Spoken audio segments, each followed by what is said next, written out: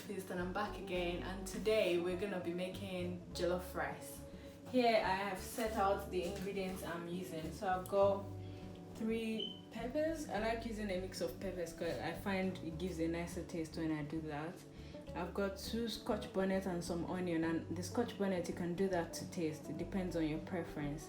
2 tablespoons of tomato puree, half a cup of oil. I believe you need a lot of oil for jollof rice. I don't belong in the gang of people that try to make jollof rice and they think they are going to make it healthy. No, you need a lot of oil to deep fry the stew, and then you can decant the oil and use it in your moi moi or something.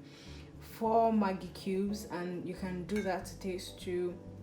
A tablespoon of salt, 2 tablespoons of crayfish, and some thyme, and 1 tin of chopped tomatoes. And I'm going to blend the peppers and onion and scotch bonnet to make a stew, and I will continue explaining that. And then I've got my rice. So I've got 750 grams of long grain rice, and you can use basmati. And my best advice for you if you're using basmati rice is to buy anyone that has golden cellar or easy cook on it. If not, you're going to end up with a sticky bunch of rice. Now let's start preparing. So I've got my oil.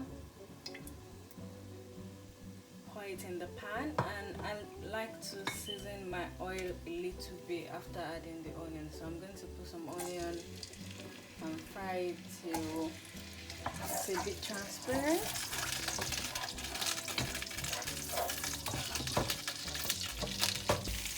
Right, our onion is ready.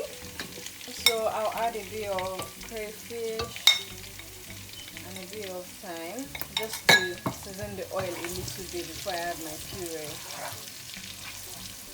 Don't try this at home, kids. Do it. Adding the puree. And fry.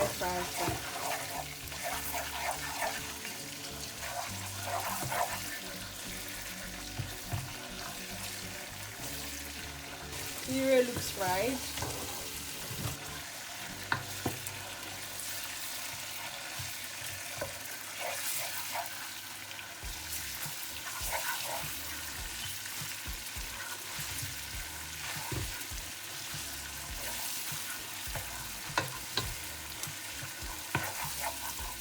Okay, you add your blended pepper mix and all your seasoning.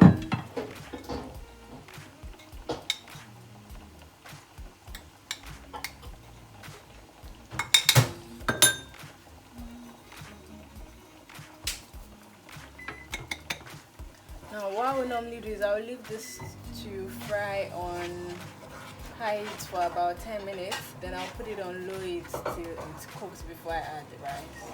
But you can just cook it on low heat too. To be fair, it depends on you. Why is attacking me? That's why I like frying my pepper on low heat, because it starts attacking me.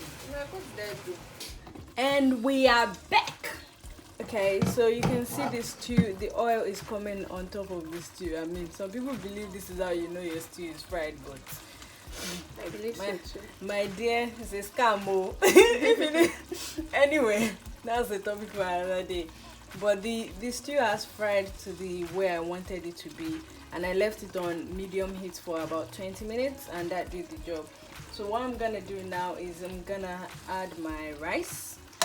My washed rice. I've washed my rice and mentioned the measurements earlier.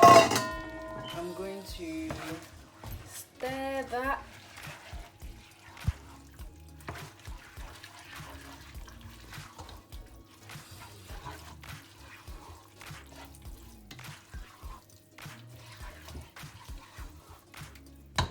And I'll add I've got some puree.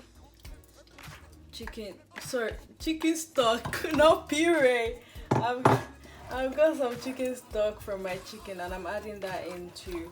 And normally I'll probably prefer to use beef or gizzard at this stage, but I've noticed that when I cook my jollof rice and I add a bit of meat or anything inside, the flavor is a different level. So I'm going to do that today. I'm going to put a few pieces of cooked chicken in it and leave them to steam together Yep. So I'll put that all together and leave that to steam. Another thing is, make sure you cover the lid of your pot with foil, because that helps to keep the heat trapped in. And basically, jollof rice is an infusion dish, so you don't really need a lot of water, you just need the steam to help to cook the rice.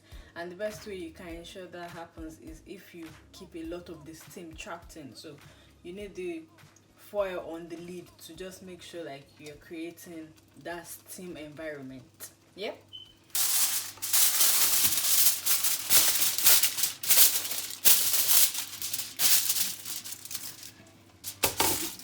Yeah, and I'm going to leave this on low heat this time. So I'll leave that for about 20 to 25 minutes until the rice is cooked, and I will taste when I come back, and if I need anything I'll probably just add more sauce, but ideally that should be fine. Now jollof rice is ready. You see, and that's all done. Thank you so much for watching, and I hope you enjoy your jollof rice. Bye.